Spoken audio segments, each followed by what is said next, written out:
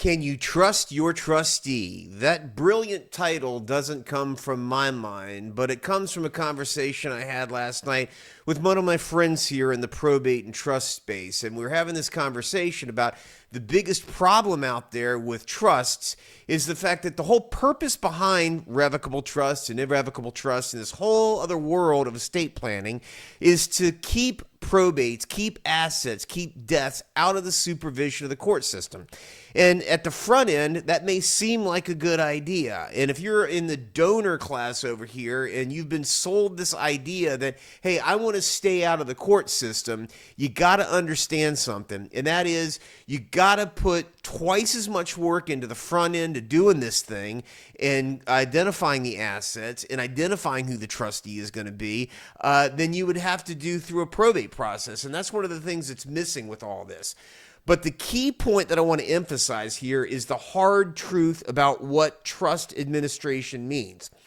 Trust administration can mean that the trustee over here can get away with not doing accounting, not being audited, not having a judge review transactions. And again, if it's set up solid as a rock from the front end and there's full fiduciary capacity and trust at the front end, and then that full fiduciary responsibility travels all the way through in this professional class. And who's the professional class? The trustee, the accountants, the lawyers, everybody working together to do the right thing to protect the beneficiary class over here. But that often goes wrong. And this is a warning video both to the professional class over here, particularly the trustee, and the beneficiary class over here. But what I want to teach here is the concept about the Florida Trust Code and the demands that it makes on both sides, the donor class, the beneficiary class. There's an absolute duty to administer the trust in good faith. The whole professional class over here, lawyers, accountants, financial advisors, you'd better be working from day one to make sure that you are exercising full fiduciary capacity to protect that trust and to protect these beneficiaries over here. That's specified in 736.0802, the duty of loyalty. The trustee and the whole professional class had better be respecting the rights of the beneficiaries. Prudent administration. So another one, when you're setting this trust up over here and you think Uncle Joe knows what he's doing, you better think long and hard about whether Uncle Joe's going to have full capacity and really be as slick and sophisticated as you think he is when you die 5 years from now. That's prudent administration. And Uncle Joe, if you're the trustee, you better think long and hard about everything you do. It may be fine for you to take your money and invest it in Bitcoin because you think it's the greatest thing.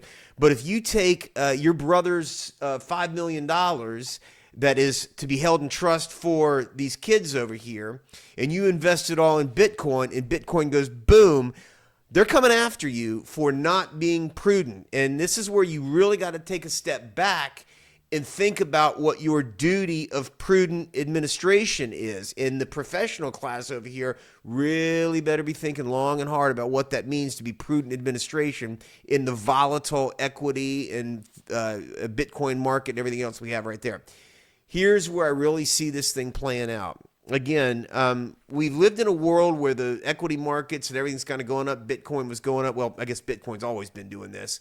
But here we are today, and there's no question that there is a tremendous amount of volatility out there. I don't think there's any question but that this line that's been going up green is going to come crashing down red.